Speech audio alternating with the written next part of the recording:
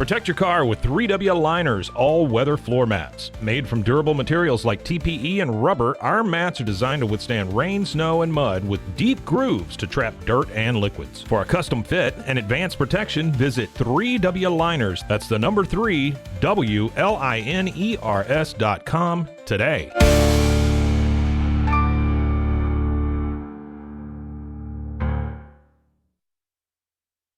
At Tusane's, we understand that maintaining a healthy lifestyle can be challenging, especially in today's fast-paced world. That's why our mission is to make fitness accessible to everyone, anywhere. Committed to excellence, we adopt a user-centric approach guided by ergonomics and medical science. With a team of seasoned professionals in R&D, design, and manufacturing, we prioritize quality across our entire product line. Visit Tusanes.com today and start your journey to better health. That's TOUSAINS.com.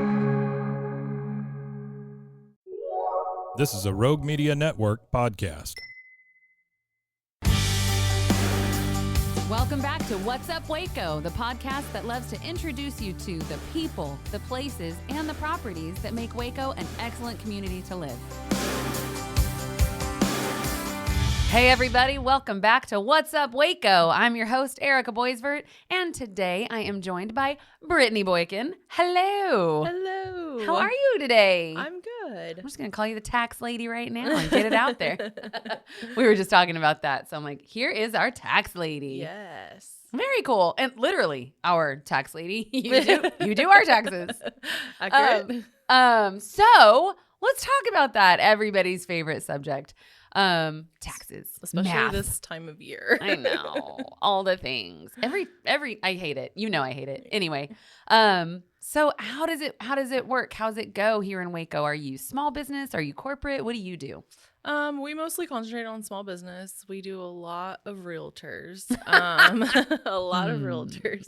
That's not to say we don't do other things. I mean, Right. We have retail, we have restaurants, we have Oh, anything okay. under the sun. But I would say that our niche, I guess, is realtor. All of us crazy real Yeah. estate agents who just throw Realtors. random receipts at you and say, make this make Yeah, sense. y'all are the best referrers, though. Y'all refer so many people to me. Yay. Okay, good. Yeah. Because people are always looking. I need a tax Yeah. person. I need a bookkeeper. I need help. Yeah, it's great. Good. And then, so now this is What's Up Waco, but your main location is in Troy. No, my No? main location is Oh, here. good. Yeah. Okay. I just opened a secondary location in Troy. Oh, see, I had that backwards this in my week. head. Yeah. I mean, I do live in Troy. I think it's because whenever we Yeah. talk about it, you're like, I'll be in Waco on Tuesdays and Yeah. Thursdays. Okay. Yeah. So your main location is the one on Washington? Yes. Very cool. Which is in a building with A bunch of realtors.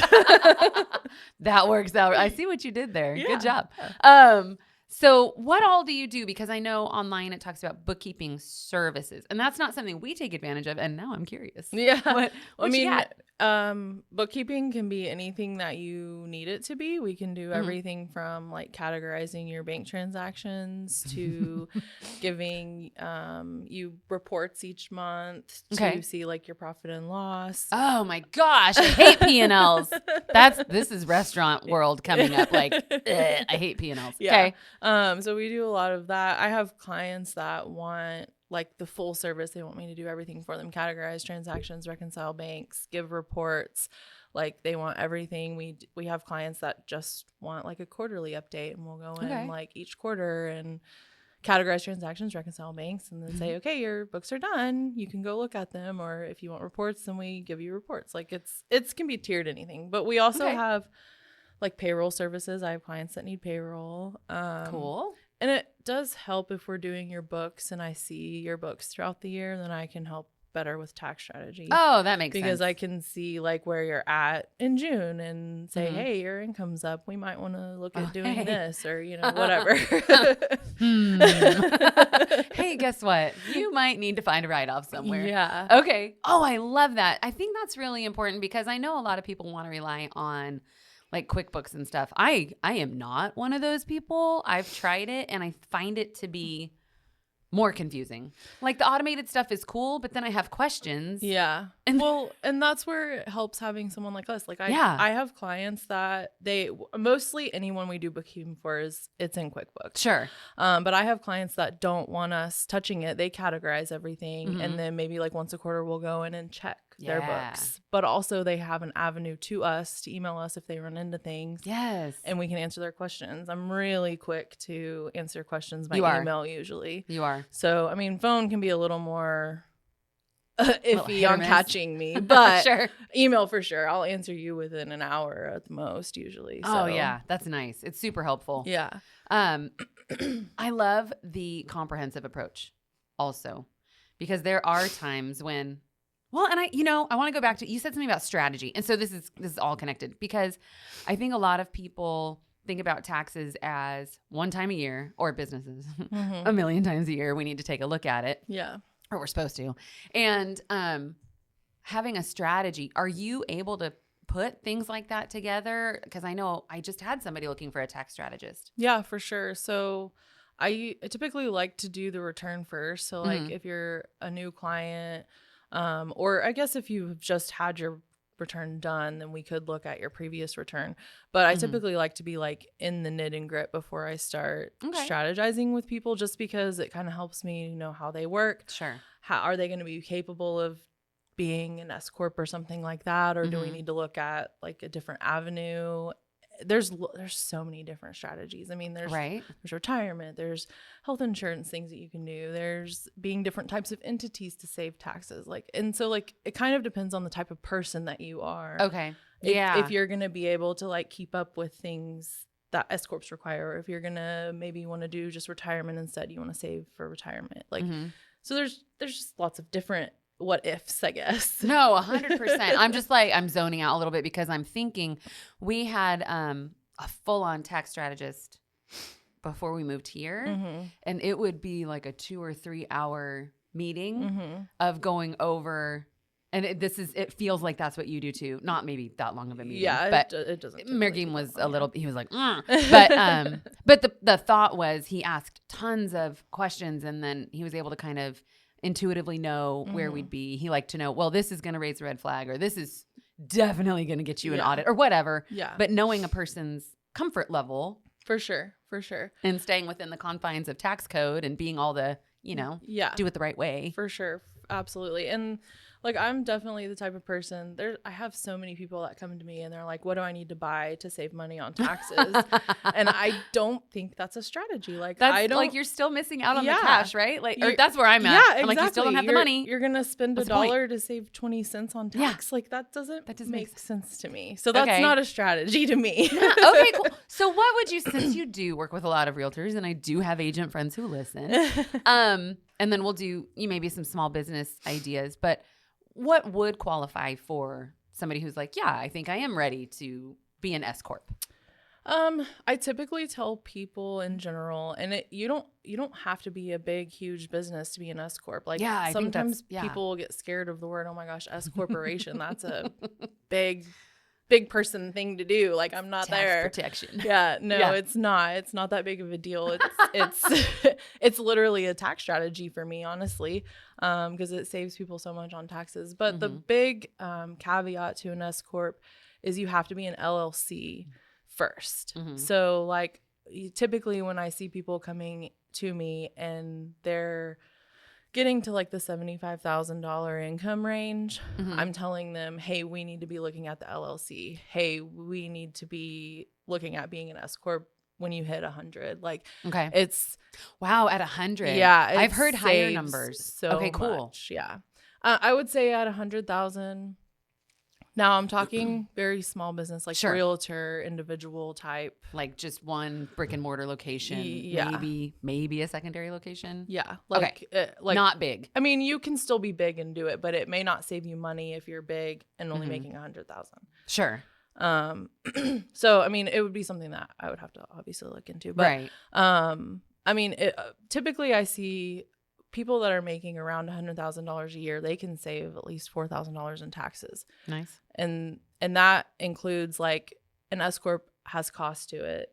So like that includes the cost of being an S-Corp. You would still be saving $4,000 a year. Oh, okay. Yeah. Oh, okay. That's not bad. Yeah. So I mean, $4,000 is a lot of money in the grand scheme of things. It is a lot of money, because if you go off of like Google and you just set aside 25% of your income, well, 4,000 of that that's a good chunk of a chunk. Yeah. Yeah. I would rather have it in my bank account than to the IRS. For sure. Right? Yeah. So, okay, what other cool strategies do you have that people don't, that they should come talk to you about? Retirement has a lot of strategy to it. Okay. That's another big one that I like to look into, especially for self-employed people. Yeah. There's something called a SEP IRA that like you can contribute loads of money to, and it's literally an expense to your company basically. So Oh, neat. yeah, it's a big one. Is it like, so again, would you need to be incorporated in some way in order to do that? You don't have to have anything for an SEP because Neat. it's a self-employed thing, so you can do it as an individual. But You don't even have to have an LLC. so how does it save your, oh, that's neat. Okay. You're going to have to break it down for me. So if you make $100,000, let's say, Sure. in the year, and you decide I'm going to contribute the max, which is 25% of your income. Okay. So I'm going to contribute $25,000 to my SEP. So the $25,000 is now an expense to your company. So now you're only going to show $75,000 in income instead of $100,000. So you have to have the cash to contribute, but Right. you're going to save 20% or 30% on that $25,000. That's huge. By putting it away. And then it's So, there. yeah. And it's put, so as opposed to going out and buying something, some Yeah. tool or machine or which would give you the same discount, Yeah. a tax discount. If you Sure. go spend $25,000 on a machine, you're still only going to save 20 to 30% on that $25,000. So, right. And if you're only doing it for the tax incentive and not Right. because you actually need yes. the machine or whatever, Yeah. then this is so much better. Much better to save it for yourself one day. Right? Ugh. Retirement. Heck yeah. I'm all about that life. So we'll definitely have to make an appointment with you. Yeah, for sure. Get this all settled. Okay, great. So bookkeeping, what's your favorite? Do you like getting into like, would you want to do forensic auditing of accounts? Do you like bookkeeping? Or comprehensive? Like, what is your favorite part of this? I feel like tax is probably my favorite part. Okay. There's just so many moving parts to tax and things are always changing that it's a lot to keep up with. But Okay. I feel like at the end of the day, when I can help someone save $4,000, that makes me feel good. Like Nice. I like to help people. So, Okay. and I also enjoy the bookkeeping side of things because I feel like helping people get bookkeeping straight or get started on bookkeeping or whatever can really help them be able to strategize better and in the long run have that $4,000 in savings or whatever it's going to be. For sure. And I mean, I joke about how I hate P&L, but but it's a necessary evil. I mean, if you're not looking at those numbers, I look monthly, and then I know you've seen my stuff and you're probably like, no, you don't, Erica. I do. I keep track of it. Like I have spreadsheets on my spreadsheets, but like, it's so important. And if that's not in your wheelhouse and you've never had to learn how to really dial in a P&L, it's so helpful to have somebody who knows how to do. Like I can't even express how much you should be watching that. Yeah, and we do things like we'll train you on QuickBooks. So like you can pay us to do a 1-hour training session. Yeah, I still hate it. And and we'll get you all set up, That's show so you how cool, to use though. it. Like, Okay. And there's tons of people that just want to do it themselves. Yeah. I mean, Scott does. yeah. Scott would rather, he loves it. He's like in there, and he loves it. You know what? Are you like a puzzle solver person? Yes. Yeah. Yes. That's why you like the tax piece, huh? Yeah. That came a minute ago. I was thinking about it. I was like, she likes puzzles. I She likes also figuring stuff out. like to do bookkeeping cleanup. So when we get new clients, if they've been doing it themselves sometimes, or if they've been doing it at like a firm that maybe hasn't been taking great care of them, there's usually some sort of cleanup that we have to do on their books, and it's like a big puzzle, like figuring out what's wrong here and where it's supposed Where'd that to actually go? And Yeah. Yeah. Those I are know. also my favorites. Okay, that's so good. Then you just landed in the perfect job for yourself. Yeah. You get to solve puzzles. You get to help people. You're of service. Yeah. It's like, it sounds like all the things you Yes. want to do. Absolutely. Yeah. Nice. What other fun facts about maybe taxes do people not know? Like, what's a question you get all the time and you're like, oh, that's this?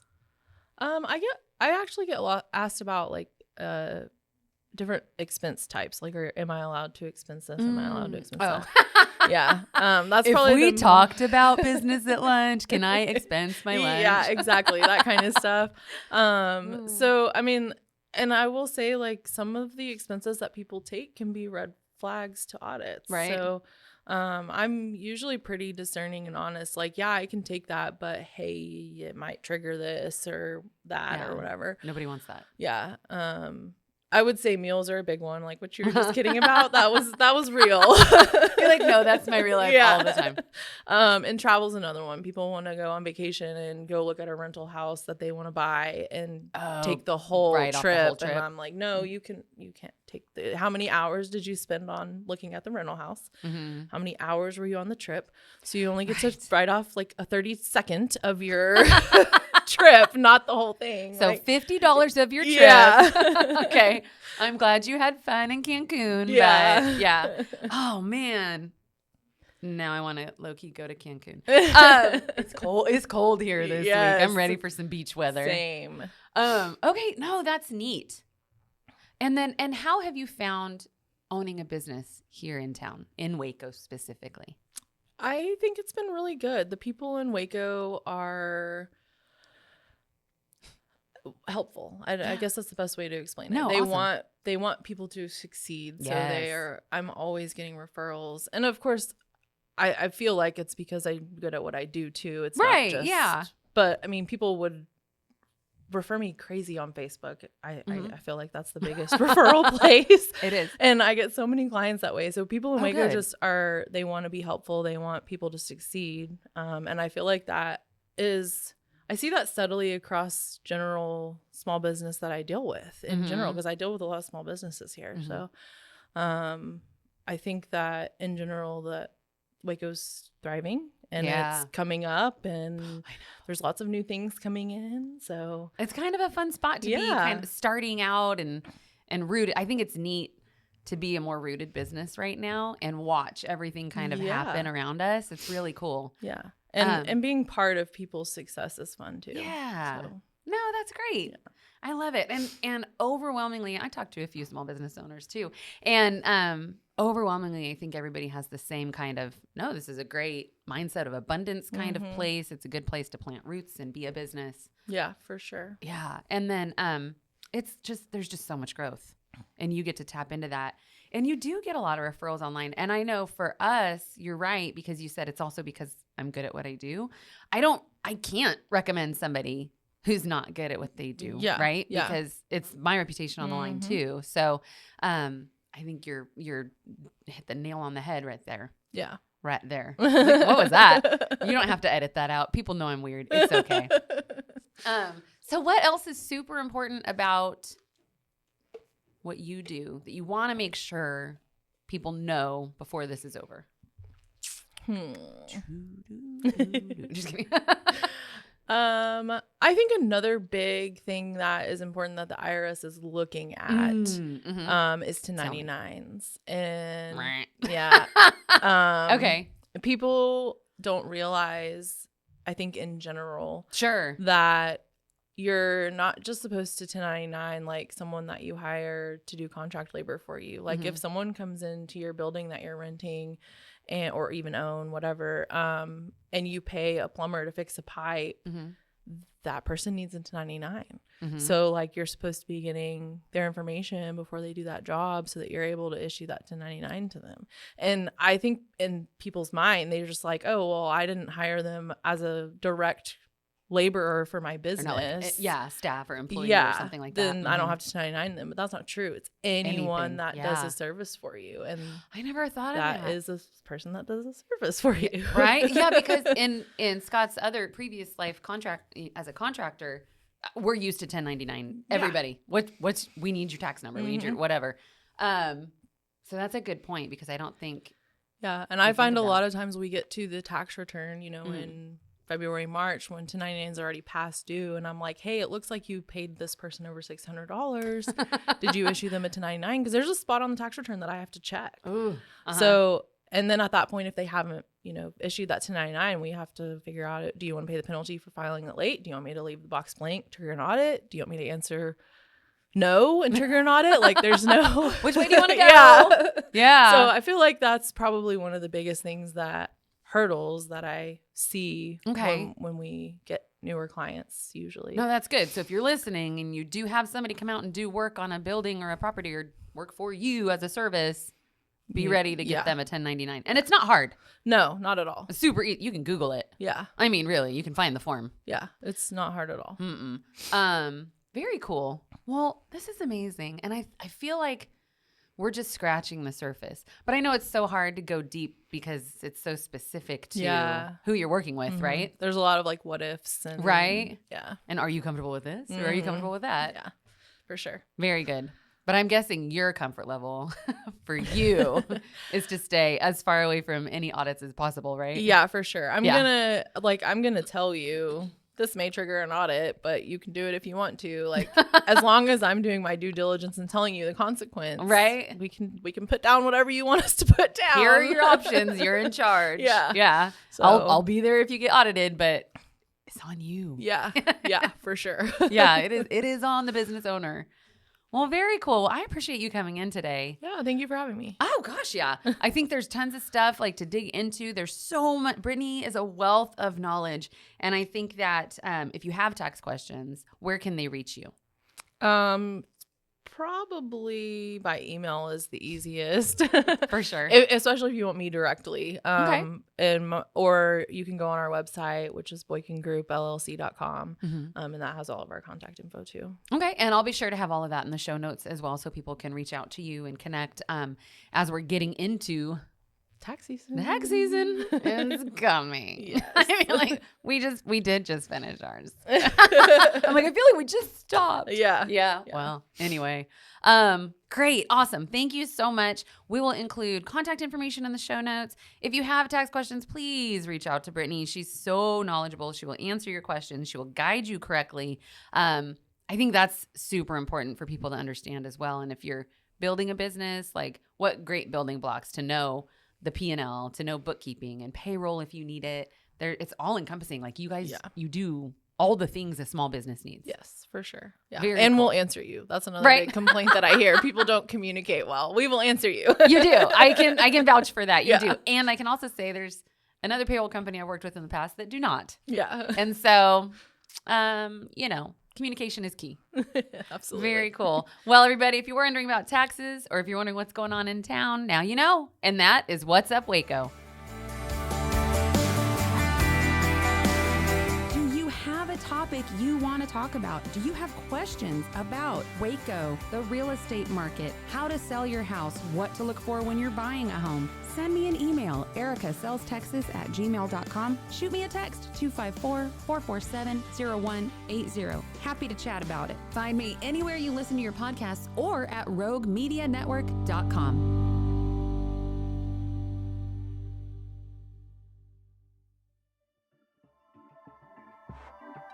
This has been a Rogue Media Network production.